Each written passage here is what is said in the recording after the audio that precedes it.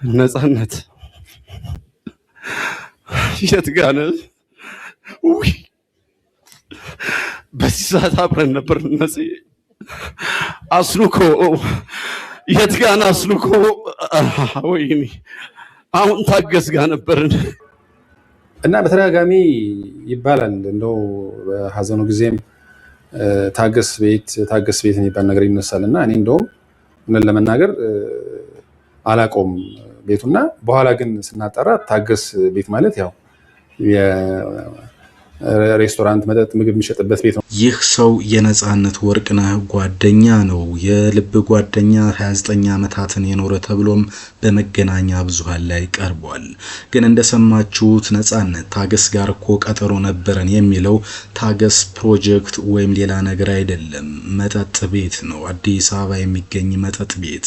በመጨረሻም የነፃነት ወርቅነህ ቤተሰቦች አስናቀ የልብም የእውነትም ጓደኛው አልነበረም፣ ሲጠጣ እንኳን እረፍ ተዋላለውም ነበረ በማለት ከሰዋል። አስናቀ 29 ዓመት አንድ ወር ነው የተለያየ ነው። ለአንድ ወር ብቻ ነው የተለያየ ነው በ29 ዓመት ውስጥ ብሏል። እና አሁን እኛ የምናውቀው ከውጭ ያለን ሰዎች የምናውቀው በጣም ቤስት ጓደኛ፣ ጠባቂ፣ የሚጠብቀው ጓደኛ እንዳለው ነው። አንተ እያልከኝ ያለው ደግሞ በተቃራኒ ነው። እስኪ አብራራልኝ፣ አልገባኝም፣ ግልጽ አድርግልኝ ወንዴ።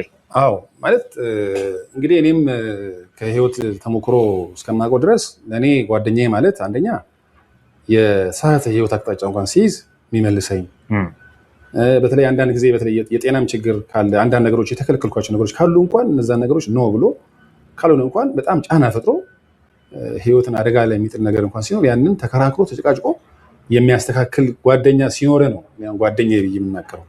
ስለዚህ ነፃነትን ህይወት እኔ ሳየው በዙሪያው ቤት እንዲኖረው፣ ሌሎች ሀብት አሴት እንዲፈጥር፣ ሌሎች አማራጮችን እንዲያይ፣ ራሱን እንዲንከባከብ የሚያደርግ ሰው እኔ አላየሁም። በቅርቡ ህይወቱ ያለፈውና የተወዳጁ አርቲስት ነፃነት ወርቅነህ ቤተሰቦች ማንም ያልሰማቸው አሳዛኝ፣ አነጋጋሪና አስገራሚ ታሪኮችን ይዘው ወደ ሚዲያ ወጥተዋል። ከባለቤቱ ጋር ስለነበረው ግንኙነት በስፋት አውርተዋል። ስለ ህመሙ፣ ስለ ሞቱ ምክንያትና አጠቃላይ ነበረ ስላሉት በደል የኢትዮጵያ ህዝብ ይፍረደን እያሉ ነው። የነፃነት ውድ ጓደኛ ተብሎ በሚዲያ ሲወራለት ስለነበረው አስናቀም ቤተሰቦቹ ሌላ ማንም ያልጠበቀው አዲስ መረጃን ይፋ አድርገዋል። ከሁሉም በላይ ግን ነፃነት ወርቅነህ ነፂ የዋህ እንደነበረ፣ ይሁንና ቤተሰቦቹ፣ ጓደኞቹ እንዲሁም በትዳር አጋሩ በኩል በርካታ መንገላታቶች ይደርሱበት እንደነበረ ከህልፈቱ በኋላ የወጡ መረጃዎች እያሳዩ ነው። በዚህ ምክንያት ነፃነት ረጅም ጊዜውን በመጠጥ ያሳልፍ ነበር፣ ይህም ለጉበት ህመም ዳርጎታል የሚሉ መረጃዎችም በስፋት እየተሰራጩ ባሉበት በአሁኑ ጊዜ አንዳንዶቹ በቃ እንዲያርፏል፣ እሱ በቃ አጽሙ በሰላም ይረፍበት፣ ነፍሱም ረፍት ታድርግ፣ ነፃነትን ታውት ይበቃል እያሉ ነው። ይሁንና አሁንም ግን ታዋቂ ሰው ስለሆነ ይሆናል ታሪኩ በመገናኛ ብዙሃን በስፋት እየተሰራጨ ነው። ለመሆኑ እህቱና ወንድሙ ምን አሉ የሚለውንና የሰሙ አዳዲስ መረጃዎችን በአጭሩ አጋራችኋለሁ። በትዳሩ ደስተኛ አልነበረም። አትረዳውም ነበር፣ እሷ አትረዳውም። እናቱ ከዚህ ነገር ታቀብላለች፣ እሷ ከዛ እንትን ትላለች። ያ ነው ህይወቱ። በቃ በጣም በመስቀልቅል በቃ ይሄን ህይወት እስኪያማርበት ድረስ ነው ይሄ ነገር ይለኔ ማለት ነው። እና ደስተኛ አልነበረም። በነፃነት ህልፈት ወቅት በርካታ አነጋጋሪ ጉዳዮች እንደነበሩ የሚታወቅ ነው። የመጀመሪያው ነገር አዲስ አበባ ነበር የሚኖረው፣ ቤት የለውም የሚለው ወሬ በስፋት የተሰራጨ ሲሆን ከባለቤቱ እናት ጋር ነው የሚኖረው የሚለው ሁለተኛው ነበር። ሶስተኛው ደግሞ ለባለቤቱ ከኢትዮጵያ ወደ ውጭ ሀገር ዶላር እየላከ ልጆችን ያስተምር ነበር የሚለው አንዱ ጉዳይ ሲሆን ባለቤቱ በቀብር ስነ ስርዓቱ ላይ ተገኝታ ፊቷን ተሸፋፍናና ምንም መግለጫ ሳትሰጥ መመለሷ አንዱ ጉዳይ ነበር። ከዛም በኋላ እንግዲህ የገቢ ማሰባሰቢያ ተዘጋጅቷል፣ ምንም ብር የለውም የሚል ነበር። የነፃነት ወርቅነህ ቤተሰቦች ግን ይህ ነገር ውሸት ነው፣ ነፃነት ወርቅነህ ከጅምሩም በትዳሩ ደስተኛ አልነበረም፣ ሁልጊዜ ከፋው ነበር ብላለች እህቱ ሚሚ ወርቅነህ። ነፃነት የዛሬ 4 ዓመት ወድቆ ሐኪም ቤት መሄዱንም ዛሬ በአደባባይ ተናግሯል። ተናግራለች። በዛ ወቅት አይሲኤምሲ ሆስፒታል የአንጀት መርማት ነው ተብሎ ነገረኝ ስትል እህቱ ዛሬ ለመገናኛ ብዙሃን በይፋ ገልጻለች። አሜሪካ ጥሩ ሕክምና አለ ሂድ ብለነው ነበር፣ አሜሪካም ሄደ ምክራችንን ሰማን ነጻነት ትላለች። አሜሪካ ሄዶም ሚስቱ ቤት ውስጥ ወደቀብኛለች፣ ይህ ደግሞ ለሁለተኛ ጊዜ ሲወድቅ ነው ትላለች። ከዛ በኋላ እንግዲህ አሜሪካ ከባለቤቱ ጋር ይኖር የነበረ ጊዜ ብዙ ያልተመቻቹለት ነገሮች ነበሩ ሲሉ ቅሬታዋን ገልጻለች። ከዛም በኋላ እንግዲህ ከአሜሪካ ተመለሰ ነው የምትለው ነጻነት። ከአሜሪካ ሲመለስ እጅግ በጣም ከፍቶት ነው። ጉበት እንደታመመ የተነገረውም እዛው አሜሪካን ሀገር ነው። ከዛ በፊት ግን 2 ጊዜ ወድቆ ነበር ትላለች።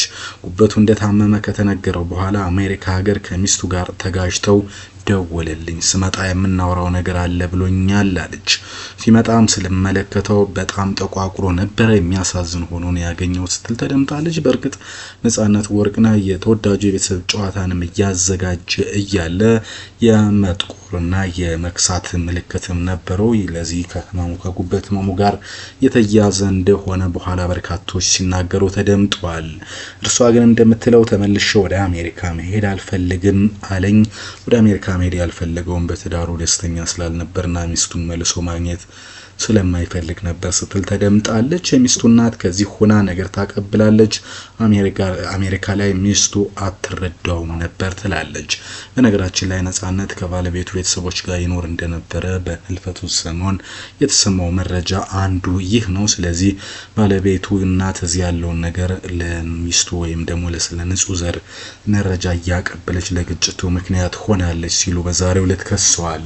የራሷና የልጆቿን ምግብ ሰርታ ነጻነትን ራስ ተነስተ ሰርተ ብላ ብለው ነበር። ይህም እንግዲህ ነጻነት በህመሙ ጊዜ በምግብ ተጎድቶና ተጎሳቁሎ ነው ወደ ሀገር ቤት የተመለሰው ስትል ተሰምታለች። ህንድ ሀገር ለህክምና ይህን ጊዜ ሚስቱ ደውላ ስለ ጤንነቱ ሳይሆን የምትጠይቀው ቤት ስለመግዛት ነበር የምታወራው። አንድ ቀንም ስለ ነጻነት ጤንነትና ደህንነት አስባ አታውቅም ትላለች። ይህ ብቻ አይደለም፣ በየወሩ የሚልክልኝ $2000 አይበቃኝም አይጠቅመኝም ብላኛለች ስትል ተደምጣለች። ይሁንና ግን ኢትዮጵያ እየሰራ አሜሪካ በወር $2000 እየላከ ግን ያነሰ ማለቱ አግባብ አይደለም ብላለች። ከዛ በዘለለ ግን አንድ አስናቀን የተባለ የነጻነት ጓደኛ ተብሎ በቀብሩ ላይ ከፍተኛ በሐዘን ስሜት የነበረና በኋላም በበርካቶች ዘንድ ምስክርነቱን የሰጠ ሰው አለ። የነጻነት ቤተሰቦች ግን እርሱ ላይም ቅሬታ አሰምተዋል። አስናቀ የቀብሩ ዕለት ታገስ ጋር ቀጠሮ ነበረን ሲል የሆነ የጀመሩት ፕሮጀክት ነበር የመሰለን ትላለች። ግን መጠጥ ቤት አልመሰለንም ነበር፣ በጣም ነው የሚያሳፍረው ስትል ተደምጣለች። በእርግጥም ነፂ ስልክ አንሳ እንጂ ይደብራል እያለ ሲያለቅስ ተሰምቷል። ስለዚህ ታገስ መጠጥ ቤት ከአስናቀና ነጻነት ወርቅነህ የሚጠጡበት እንደሆነ ተሰምቷል።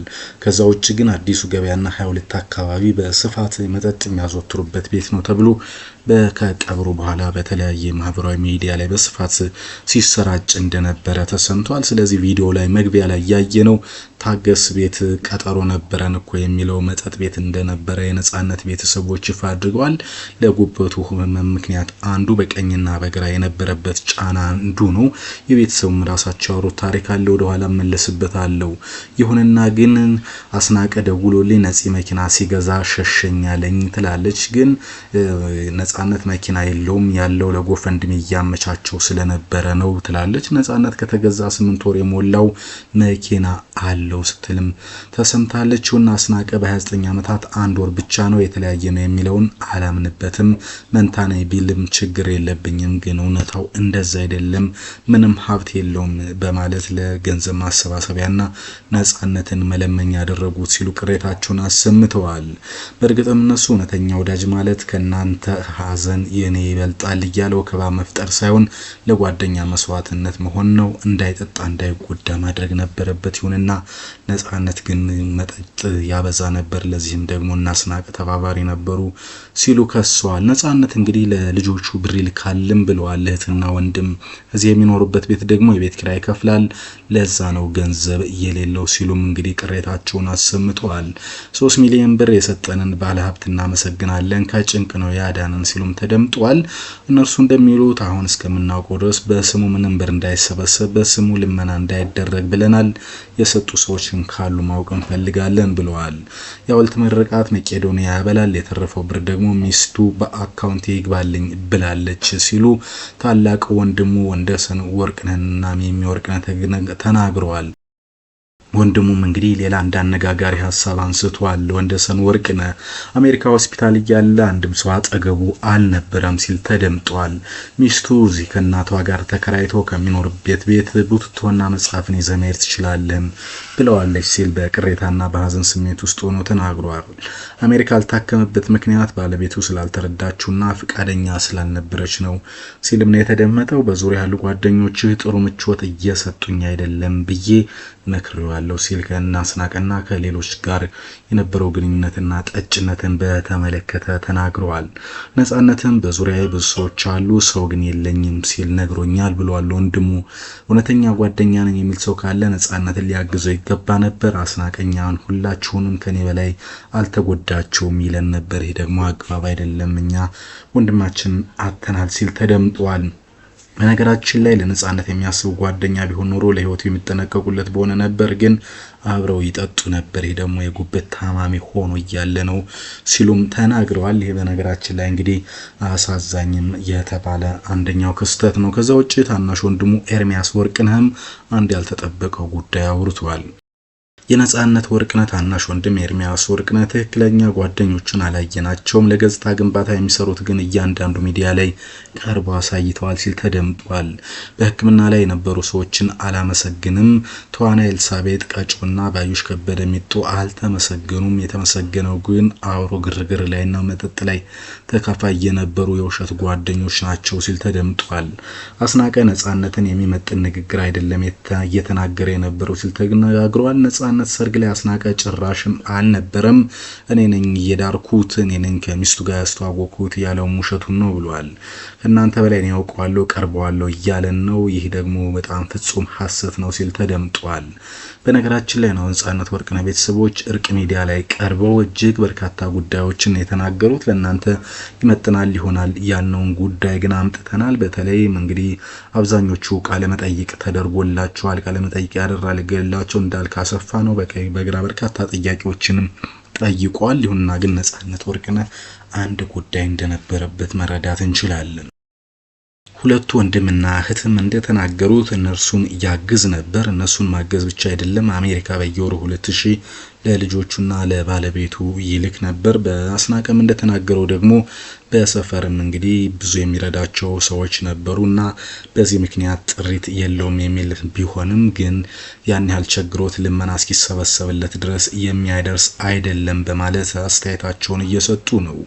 ተወዳጁ ነጻነት ወርቅነህ እጅግ በርካታ ማስታወቂያዎችን የሚሰራና ኢቢኤስን ተወዳጁን የቤተሰብ ጨዋታ ለረጅም ጊዜ ያዘጋጀ ሰው እንደመሆኑ በእርግጥ ገንዘብ ቸግሮት ለዚህ ሊሰበሰብለት ይገባል የሚለው ጉዳይ አንዱ አነጋጋሪ እንደነበረ ይታወቃል። ይሁንና ግን አሁን ይህ ጉዳይ ያገጠጠ መጥቷል። ቤተሰቦቹ በተለይ አስናቀንና ባለቤቱን ላይ የሰነዘሩት ትችት በቀጣይ የሚሰጡት መልስ ካለ አዲስ መረጃ የነሱንም ሐሳብ ይዞ ይመጣል።